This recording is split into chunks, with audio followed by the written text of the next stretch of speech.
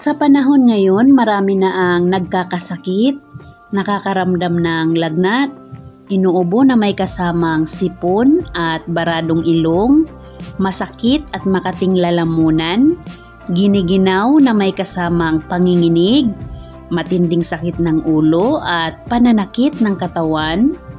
Kaya in this video, ibabahagi ko naman sa inyo ang mga halamang gamot at mga natural remedies na pwede nating gawin sa ating mga tahanan para sa mga viral infections, flu o trangkaso. So, proceed naman tayo sa mga remedies. Unahin lang natin ang pinakamahalaga. So, number 1, i-increase or uminom ng maraming tubig. Ang water therapy ay ang pinaka-effective remedy para sa mga trangkaso, viral and bacterial infections.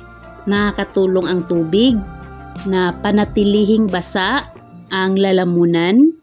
Tinutulungan nito ang katawan na mailabas or maalis ang naipong mucus at plema. At ang pag-inom naman ng tubig, dapat hindi bababa sa 8 glasses araw-araw or mas maganda, panatilihing malinaw at hindi cloudy ang ihi at inumin naman ang tubig dahan-dahan na maligamgam. Pwede rin itong samahan ng pag-inom ng herbal tea, mainit na sabaw. Ang importante, ma-increase ang fluids sa katawan. Pangalawa sa dapat nating gawin, magsuob or steam inhalation. Ang pagsuob ay makakatulong na paginhawain ang ilong, sinuses, lalamunan at baga. Ang pagsuob ay malaki din ang tulong para sa namamagang ilong, lalamunan at baga, at nakakatulong din ito para sa pagluwag ng mucus congestion.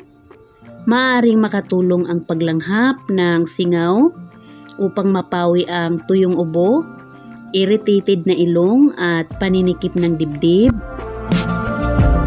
At tungkol naman sa pagsuob, una, pwede tayong gumamit ng mga halamang gamot or mas ideal gumamit ng mga halamang gamot. So, kung anong available sa inyo na halamang gamot, pwedeng gamitin. Pangalawa, pwede rin tayong gumamit ng mga essential oils na mga antiviral. Pangatlo, pwede rin tayong gumamit ng Vicks or yung maanghang.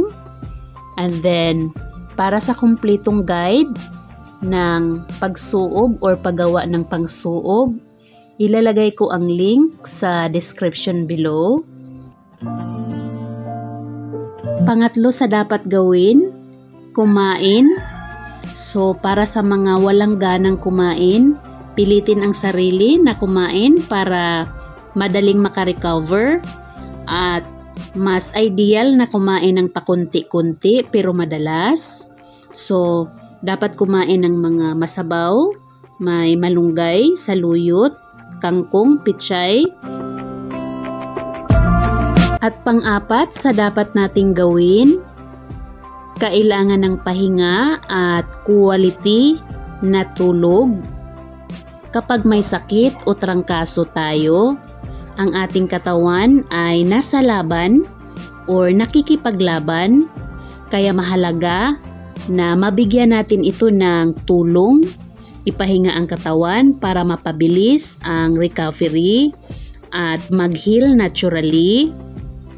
Kaya hanggat maaari, iwasan muna ang sobra-sobrang pagsiselfone, panunood ng TV para sa maayos at quality na tulog.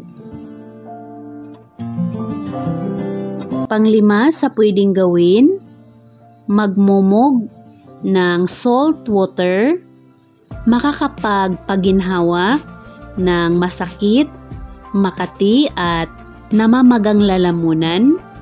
Makakatulong din ito para matanggal at di tuluyang makapasok ang bakterya at viruses. So, gumamit lang ng isang basong maligamgam na tubig, haluan ng isang kutsaritang asin, tunawin at imumog ng 20 to 30 second. Ulitin ito ng 4 to 5 times at gawin ito 2 beses sa isang araw. At pang-anim sa pwedeng gawin, pwede rin ang pagnguya ng luya or pwede itong ibabad sa bibig na parang candy at mabisa ito lalong-lalo na sa mga namamaga, makati at masakit na lalamunan, sa mga ubo ng ubo, hirap huminga, baradong ilong. Nakakatulong ito para lumuwag ang paghinga at pakiramdam. At pang-7, ito ay para sa may mga humidifier at ideal ito lalong-lalo na sa mga may anak or mga bata dahil hirap sila suuban. So, ideal din ito lagyan ng mga halamang gamot sa loob or mga essential oils na mga antiviral. Number 8, makakatulong din ang massage at ang paggamit ng essential oil or mga haplas. Number 9, dapat makalanghap ng fresh air. Ideal buksan ang mga bintana, pintuan para maganda ang airflow. At dapat makakuha din tayo ng vitamin D na makukuha natin sa araw.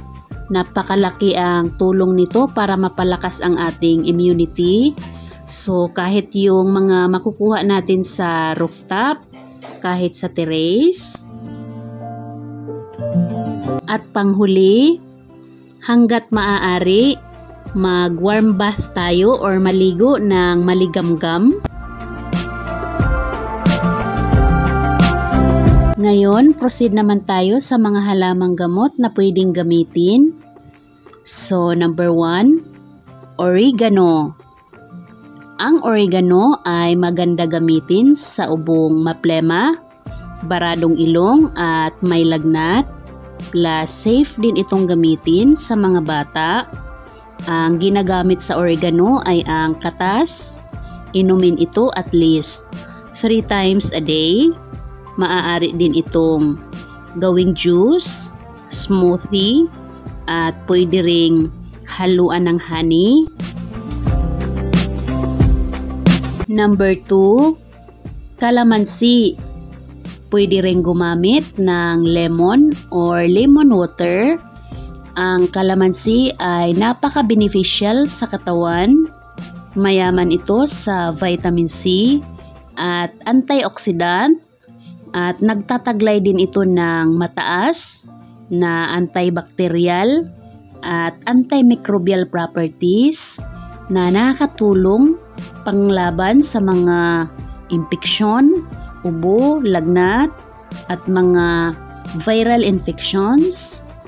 At tungkol naman sa paggamit ng kalamansi, so gamit ang katas ng kalamansi, haluan ng maligamgam na tubig, pwede ring haluan ng 1 kutsarita na honey at inumin as tea. Number 3, luyang dilaw o turmeric. Ang luyang dilaw ay napakaganda sa katawan. Marami itong health benefits at makakatulong ito para lumuwag at gumanda ang pakiramdam. At tungkol naman sa paggamit ng luyang dilaw, pwede itong dikdikin at pakuluan at inumin as tea. Pwede ring gumamit ng turmeric powder. Number 4, sambong. Ang sambong ay isa sa pinakamabisang remedy para sa mga respiratory problems sa ubo, sipon, lagnat, or mga flu. At isa din itong considered safe and effective dahil aprobado ito sa Department of Health. At tungkol naman sa paggamit ng sambong, so maaari itong pakuluan at inumin habang maligamgam or inumin ito as tea. Number 5, eucalyptus.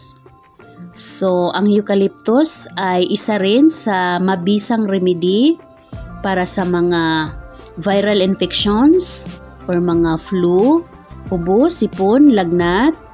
At ang ginagamit sa eucalyptus ay ang dahon.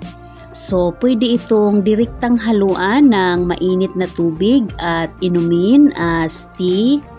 Pwede rin itong pakuluan at haluan ng honey.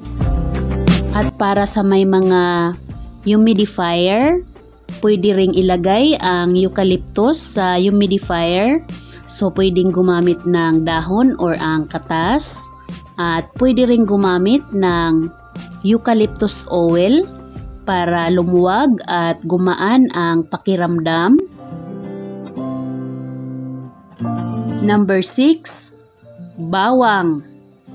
Ang bawang ay mai-consider na pinaka-epektibong halamang gamot laban sa mga bacterial and viral infections.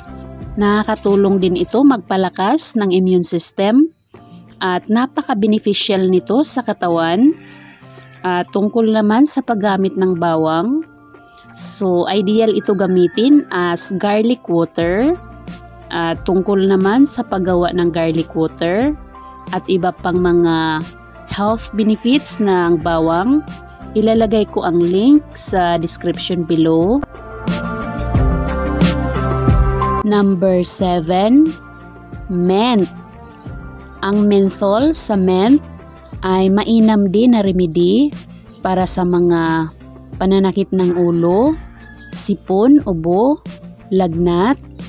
At tungkol naman sa paggamit ng mint, pwede itong direktang haluan ng mainit na tubig. Pwede rin itong pakuluan at inumin as tea. Pwede ring ilagay sa diffuser or humidifier. At pwede rin itong direktang langhapin or amuyin para gumaan ang pakiramdam. So, number 8, sibuyas. Ang sibuyas ay mainam din na remedy para sa flu, lagnat. So, ang ginagawa dito ay kinakatas ang sibuyas. At para sa hirap uminom ng sibuyas, maaari itong haluan ng kaunting honey. At para sa may mga matataas ang lagnat, pwede rin itong ilagay sa talampakan. So, ang ginagawa dito, lalong-lalo na para sa mga bata, pwede siyang suotan ng medyas at lagyan ang talampakan ng hiniwang sibuyas. Number 9, lagundi. Ang lagundi ay magandang remedy para sa mga makapit na plema, matigas at masakit na ubo. So, ang ginagawa sa lagundi, pwede itong pakuluan at inumin. And then, pwede ring gumawa ng lagundi syrup. At para sa kumplitong guide sa paggawa ng syrup, ilalagay ko ang link sa description below. Luya. Ang luya ay maganda gamitin sa mga hirap huminga or sa mga may baradong ilong, ubo, sipon at may trangkaso. Nagtatanggal ito ng bara sa ilong at magsisilbi ito bilang decongestant. So, tungkol naman sa paggamit ng luya, dikdikin ito at pakuluan at inumin as tea.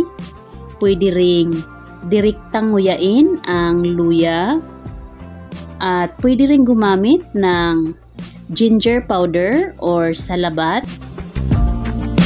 At narito naman ang iba pang mga halamang gamot na pwedeng gamitin.